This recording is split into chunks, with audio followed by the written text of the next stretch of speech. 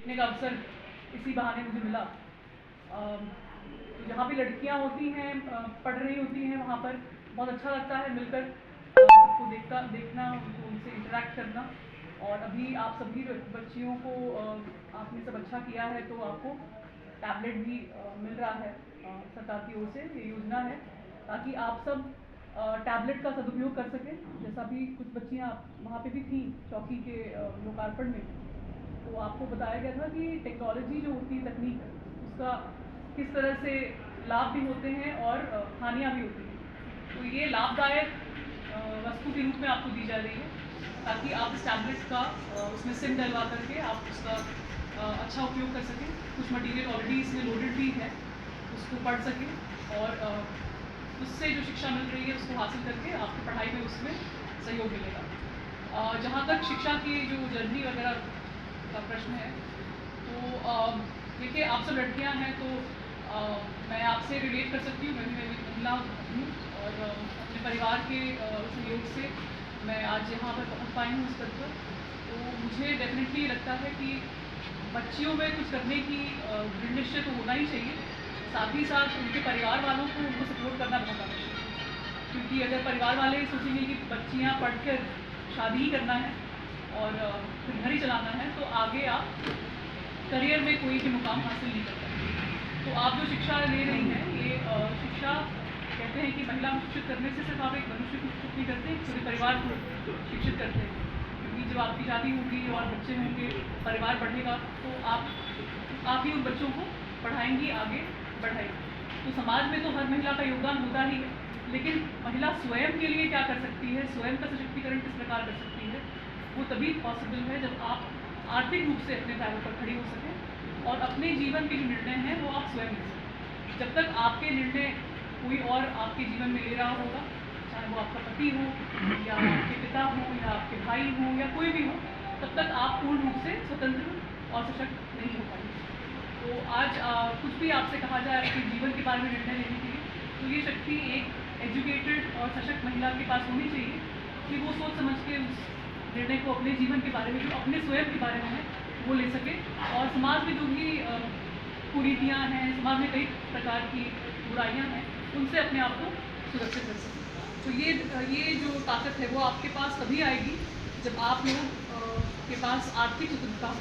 जब तक आप अपने रोज़मर्रा के जीवन के लिए अपने पति पर निर्भर रहेंगे कि अगर पति छोड़ देगा, कई महिलाएं मेरे पास आती हैं कहती पति ने हमें छोड़ दिया है, कहाँ जाए। बहुत बड़ा एक प्रश्न है कि अगर पति पत्नी के बीच में विवाद हो जाता है और पति पत्नी अलग हो जाते हैं, तो पति तो अपने जीवन को आगे बढ़ा लेता है, लेकिन पत्नियां बिल्कुल बेसहारा हो जाती हैं। तो एक सामाजिक जो उसको झेलना पड़ता है बॉयकॉट, इसके अलावा आर्थिक रूप से भी जीवन को जीने के लिए भी उनके पास संसाधन नहीं होते। तो आप सभी से ये निवेदन है कि आप जो भी शिक्षा दीक्षा हासिल करें, उससे कैसे आप एम्प्लॉयबिलिटी बढ़ा सकती हैं, कैसे उसको समाज में उपयोग करके कुछ नौकरी या व्यवसाय कर सकती हैं, जिससे कि आप अपनी इनकम का जरिया स्वयं बनिए। इसके लिए तमाम योजनाएं भी सरकार चलाती है, लेकिन जानकारी बहुत लोगों को नहीं होती।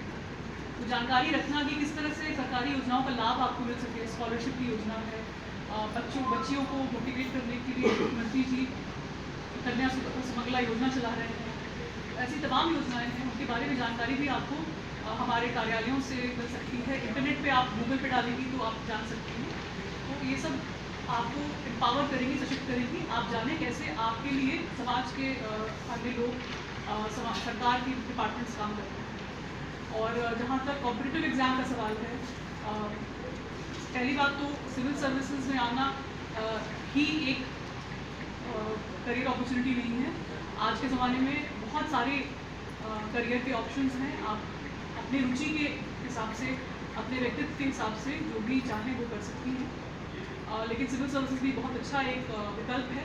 और जो लोग भी लोक सेवा करना चाहते हैं, हम लोग जैसे हम सब लोग उपस्थित हैं, मेरे साथ एसपी सिटी साहब हैं, एसडीएम साहब हैं, तो हम लोग कहीं ना कहीं अपने नौकरी के साथ साथ हमें अवसर मिला है कि हम लोगों के लिए कुछ कर सकते हैं। इससे बहुत ज़्यादा सेटिस्फैक्शन मिलती है कि हमने अपने समाज के लिए, अपने लोगों के लिए कुछ किया। तो अगर आप में भी वो रुझान है कि प्रशासन में आकर के आप समाज के लिए कुछ करना चाहें, तो आप सिविल सर्विसेज की हिस्सा बन सकती हैं। कॉम्पिटिटिव एग्जाम्स देने के माध्यम से। तो इसमें PCS होता है और ऑल इंडिया सर्विसेज होती हैं, UPSC जो कंडक्ट करती है। इसके बारे में आपको सभी जानकारी पब्लिक डोमेन में है, कैसे फॉर्म भरना है, कैसे एग्ज़ाम देना है। और इसकी जो सिविल सर्विसेज की जो मिनिमम अर्हता है वो है ग्रेजुएट। जो भी व्यक्ति ग्रेजुएट है, BA BSc BCom किया है, वो एग्ज़ाम को दे सकता है। लेकिन क्योंकि बहुत कंपटीशन होता है इसमें, बहुत कम सीट्स होते हैं, बहुत ज़्यादा लोग होते हैं, तो प्रतिस्पर्धा बहुत ऊँची रहती है। तो आपकी तैयारी और मेहनत भी उस स्तर की होनी चाहिए कि आप मात्र 500 सीट के लिए 5 लाख आवेदन पड़ते हैं, तो उस लेवल की जो कंपटीशन है उसको आप क्रैक कर सकते हैं। तो इसमें आप कॉलेज के डेज से ही अपने सामान्य ज्ञान को अच्छा रखिए। जो जनरल नॉलेज, जनरल अवेयरनेस होती है, आपके आसपास, आपके ज़िले में, आपके देश में क्या हो रहा है, उसके लिए न्यूज़पेपर्स, मैगजीन्स पढ़िए, जानकारी रखिए। कोई एक सब्जेक्ट में आपका कमांड होना चाहिए, चाहे वो हिंदी हो या संस्कृत हो या कोई भी सब्जेक्ट जो आपकी चॉइस का है, उस पर आपका पूरा एक पेपर तैयार होना चाहिए। और समाज के बारे में सोचना शुरू करिए, किस तरह से हम समाज को बेहतर कर सकते हैं। क्योंकि सिविल सेवा में जाने के लिए इंटरव्यू का भी एक पार्ट होता है, जहाँ पर कमीशन जो है वो आप कैंडिडेट्स को बुलाता है, उनसे बातचीत करके उनके व्यक्तित्व के बारे में भी जानकारी करना चाहता है। तो एक ऑलराउंड पर्सनैलिटी को ही कमीशन भी रेकमेंड करता है इस सेवा में आने। तो सिविल सेवा के बारे में मैं ये बता सकती हूँ। मैंने अपनी तैयारी दिल्ली से की थी और मैंने UPSC का एग्ज़ाम दिया था, इंग्लिश मीडियम से दिया था और हिस्ट्री और सोशियोलॉजी सब्जेक्ट से दिया था। और मैं भी आपकी तरह ही UG PG किया मैंने साइंस में दिल्ली यूनिवर्सिटी से। लेकिन ध्येय था कि IAS में आना है, तो तैयारी की और आज IAS में आई हूँ। पूरा